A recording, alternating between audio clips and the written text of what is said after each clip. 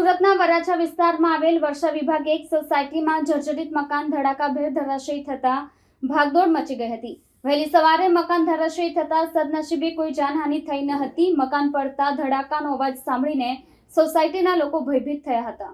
સુરતના વરાછા વિસ્તારમાં આવેલા વર્ષા વિભાગ 1 માં આજે વહેલી સવારે એક જૂનવાણી અને જર્જરિત મકાન અચાનક ધરાશાયી થયું હતું। અવાજ સાંભળીને આસપાસના રહેવાસીઓ દોડી આવ્યા હતા। સ્થળ ઉપર ભય અને ગભરાટનો માહોલ જોવા મળ્યો હતો। સદનસીબે મકાન ધરાશાયી થયું ત્યારે અંદર કોઈ હાજર ન હતું, જેના કારણે કોઈ જાનહાનિ થઈ ન હતી।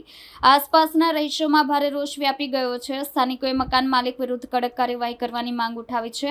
તેમનું કહેવું છે કે જો યોગ્ય સમયે પગલાં લેવામાં આવ્યા હોત તો આ ઘટના ટાળી શકાતી હતી।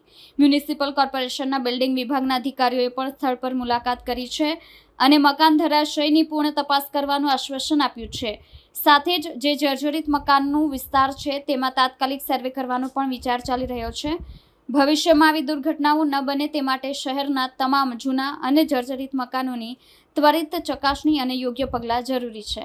હું આ વિસ્તારનો પૂર્વ કોર્પોરેટર છું અને આ સોસાયટીનો પણ પ્રમુખ છું। મારું નામ છે ભરતભાઈ મોનાભાઈ વગાસિયા। ભરતભાઈ, મકાન પડ્યું છે, અવારનવાર રજૂઆત કરી છતાં પણ કોઈ કાર્યવાહી નથી।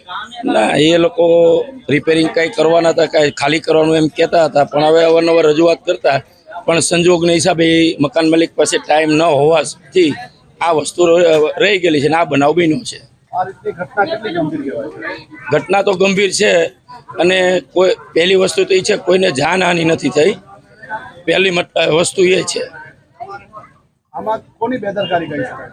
બેદરકારી તો મકાન માલિકની કહી શકાય, બાકી કોની કહેવાય।